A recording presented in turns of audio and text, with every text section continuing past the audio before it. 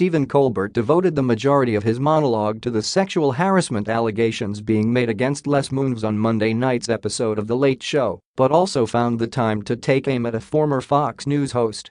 "There's also allegations against somebody I don't work for. Because last week we learned that Kimberly Guilfoyle allegedly left Fox News amid accusations of sexual misconduct," said Colbert, referencing a HuffPost story that was released last week. "So that's where we're at. Yeah. The best news of the day is that women can also be guilty of sexual harassment. What a trailblazer. You go, girl." Colbert then detailed the allegations being made about Guilfoyle by her former co-workers. "You go. Seriously, you should go." According to multiple sources at Fox News, Guilfoyle's behavior included showing personal photographs of male genitalia to colleagues and identifying whose genitals they were, said Colbert. Which is horrible workplace behavior and also the least popular edition of the board game, Guess Who? Ever played that? Yeah. The segment then took a bit of a turn when Colbert began to speak about Guilfoyle's current boyfriend in a manner that the host and his producers would unlikely do were this a story about a man showing photos of female genitalia. And this story becomes way more interesting when you know that Guilfoyle is currently dating presidential son and man reacting to his girlfriend's photo collage, Donald Trump Jr., said Colbert. Which means, and brace yourselves for this, there's a chance Guilfoyle was forcing people to look at Don's Jr. Colbert then added, "I hear the carpet is as gelled as the drapes." 6 sources said Guilfoyle's behavior included showing personal photographs of male genitalia to colleagues and identifying whose genitals they were, regularly discussing sexual matters at work, and engaging in emotionally abusive behavior toward hair and makeup artists and support staff, reported HuffPost in its story last week.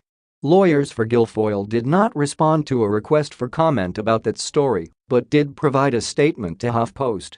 Any accusations of Kimberly engaging in inappropriate workplace conduct are unequivocally baseless and have been viciously made by disgruntled and self-interested employees, said Guilfoyle's lawyer.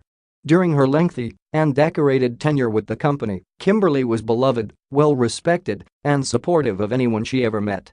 It's utterly preposterous that there are those who are nefariously and greedily twisting innocent conversations amongst close friends into much more than what it actually was for financial gain.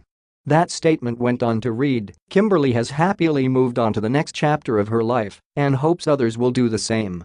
The news of Guilfoyle's departure came from Fox News, who released a brief and concise statement. "Fox News has parted ways with Kimberly Guilfoyle," said a spokesperson for the network. At the same time, a Fox News source had told DailyMail.com that Guilfoyle would not appear on The 5 that night and get to say goodbye after 12 years at the network.